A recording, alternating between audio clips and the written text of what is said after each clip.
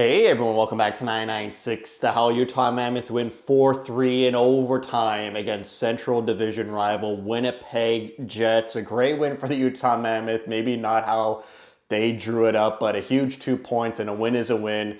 And now they got one last game before Christmas, Tuesday night against the Avalanche, the Colorado Avalanche, probably pretty much the top team in the league. Let's get into this game. Utah with a power play 45 seconds in. They don't score on it, obviously, but there's a nice chance by Schmaltz at the side of the net. It gets saved. After that power play, Winnipeg streaks in, down the wing, pretty much alone, a lot of space, and Vejmelka makes a save, and then Utah scores 2 goals in a span of 4 minutes. The first goal by Lawson Crouse.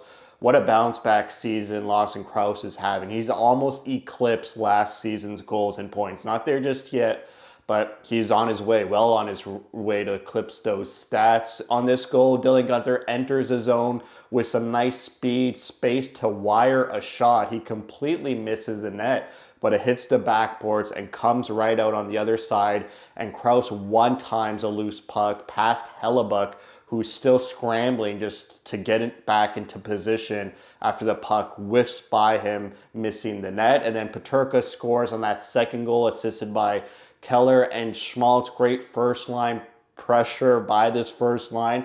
And Keller by the corner, he's able to just slingshot this pass through pretty much the whole defense of Winnipeg. It's really in the crease. It's really tight. Like, Peterka's so close to the crease, to the goalie. I'm really surprised Keller was able to get this puck through, and it hit nothing. Didn't hit the goaltender. The goaltender didn't intercept it. The defense didn't intercept it.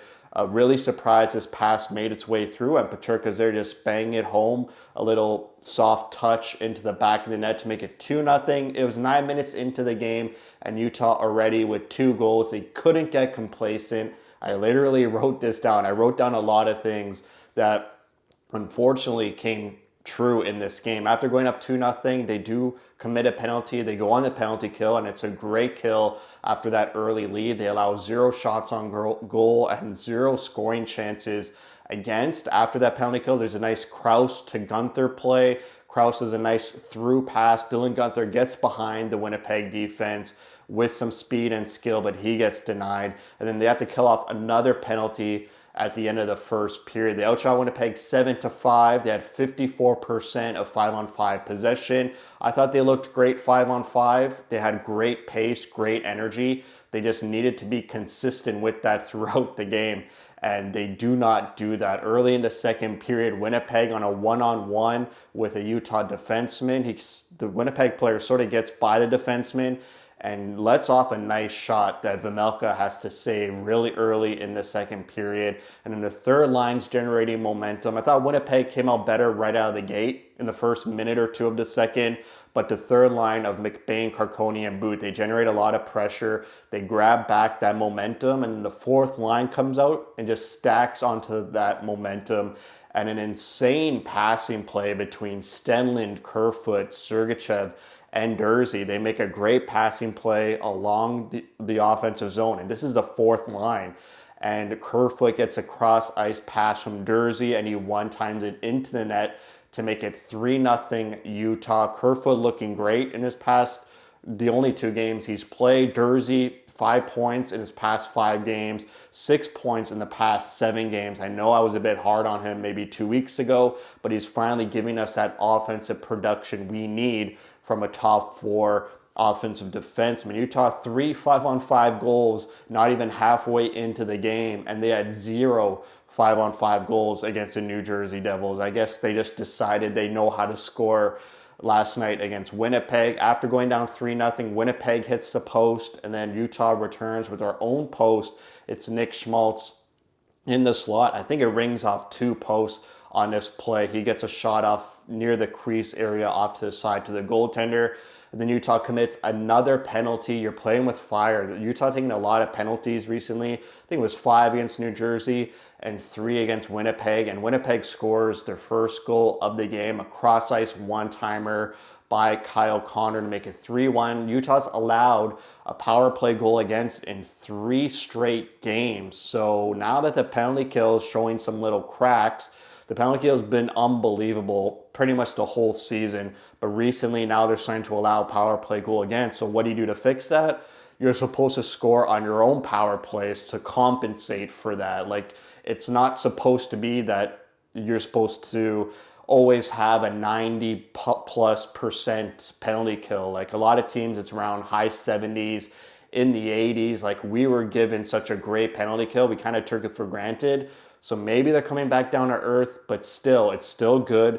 I'm not saying fire the PK coach, but the power play needs to compensate for, you're going to allow penalty power play goals against here or there. Now it's 3 straight games, so you got to put the puck in the net just to, like I said numerous times, overcompensate for those power play goals against. So it's 3-1 Utah. Winnipeg, after scoring their first goal of the game, it really did feel like they took over this game. They started to hem Utah in their D zone pretty much shift after shift after the game was 3-1.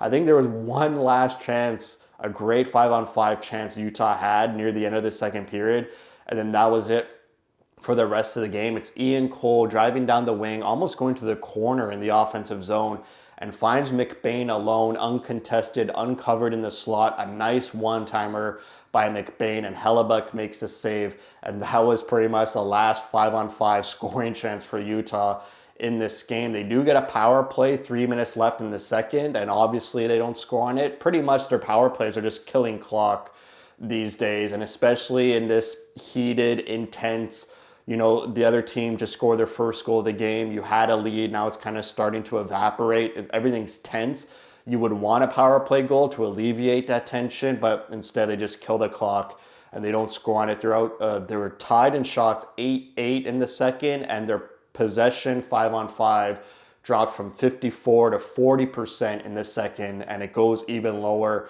in the third. For the third period, I just wanted Utah to close it out. Play like you did earlier in the second, like you did in the first period. Like, you got to enjoy offensive puck possession. You shouldn't turtle and be so defensive. And unfortunately, Utah just got really defensive in this third period. It really felt like if Winnipeg scored that second goal of the game to make it 3-2, they would just score a third one, they would tie it, and they would win the game. I literally wrote that down at the start of the third, and that's pretty much what happened. Winnipeg shooting a lot from the point, trying to generate chaos in front of Vejmelka, trying to get tips, trying to get rebounds. They outshot Utah 7-0 in the first 8 minutes of the third period. Utah luckily gets a power play against momentum in the third period. And again, they don't score on it. They do get 3 shots on goal, but the most important thing is, I guess they killed 2 minutes of the clock on this power play. Utah, after that power play, it seemed like they would just gain the center line and then dump it in and go for a change because they're defending so much, getting tired, and just trying to escape. It really seemed like this third period, it was all about escaping for Utah. And that's not how you're supposed to defend leads in this new NHL. You got to take the game to the opponent instead of sitting back and letting the opponent take the game to you. And Winnipeg scores 2 goals in 25 seconds, 5 minutes left in the third period. The first one, a cross-ice one-timer, really down low, a really rough angle, pretty much by the red icing line, a nice accurate one-timer. And then the third goal to make it 3-3, Nick Schmaltz has a puck at the center line. He doesn't dump it, he turns it over, and Winnipeg's quickly, they get behind Utah's defense, and it's a partial breakaway, and they make no mistake, and they tie at 3-3. My heart is beating out of my chest. Utah calls a timeout after Winnipeg ties at 3-3. They got outshot 13-6 in that third period. 5-on-5 shots, it was 13-2 in favor of Winnipeg. 5-on-5 possession, Utah had 19% of the possession 5-on-5 in the third. Absolutely terrible and abysmal. That means Winnipeg had 81% of puck possession 5-on-5 in that third period. Utah was just hanging on at this point, and 13 seconds into overtime, they bring out the task force of Dylan Guenther and Keller, and an unbelievable play by Guenther. He pretty much cycles in the neutral zone, and he sort of slingshots himself. He generates a lot of speed, and he does a very underrated little shifty move to get around one Winnipeg defender, and he automatically right there creates a 2-on-1 between him and Keller. He dishes it off to Keller, and Keller with a nice snipe and great shot wins it in overtime for the Utah Mammoth. 13 seconds into overtime. Keller with 4 points in his past 3 games. Been a little bit tough on Keller, maybe more in the comments and in these videos.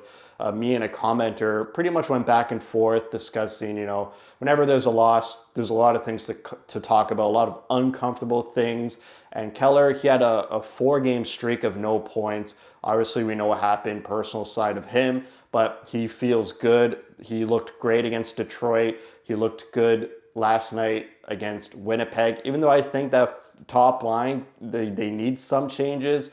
But as long as they're consistent in their scoring and their scoring chances, maybe we just keep them along for the ride. Total shots, 26-22 in favor of Winnipeg. Only getting 22 shots on net for Utah. Pretty low considering what they've done through this season. It's way below their average. Power play 0 for 3. It's beating a dead horse. The power play just basically making these games so hard for them. Just get a good average power play. PK 2 for 3. Faceoffs 49%. Expected goals 1.1 for Utah, 5-on-5, and Winnipeg 1.4. So even though it was expected Utah to only score about 1 5-on-5 goal, they scored 3. And then against New Jersey, they were expected to score around 2.5, and they scored 0. So this was not a good analytical game, but they get the win.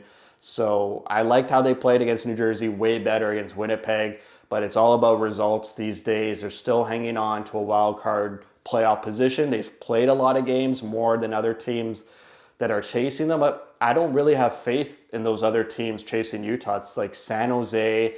I feel like they're going to fall off a cliff in the new year or after the Olympic break. I don't trust their defense at all, and their analytics don't look too good. They just know how to score, and they're outscoring their problems. St. Louis is struggling. Chicago lost Bedard. Winnipeg struggling, even though they got their starter goalie, Hellebuck. LA's kind of dropping.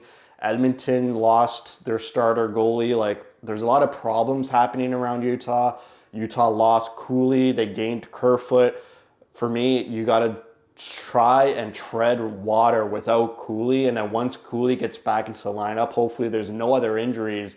And even if you're a point or two out of the playoffs or in a playoff spot, if Cooley comes back 100%, just like Kerfoot did, and seamlessly joins the club, I think they could really take the spot by the horns. But still, Utah just needs to play better consistently. That's been the whole issue this season, is just consistent good play by Utah, and we see it in this game. There's no consistency. The first half of the game, amazing, and then it just was bad, a lot of bad the last half of this game. But they get the win, so not too much to complain about. So that's it for me.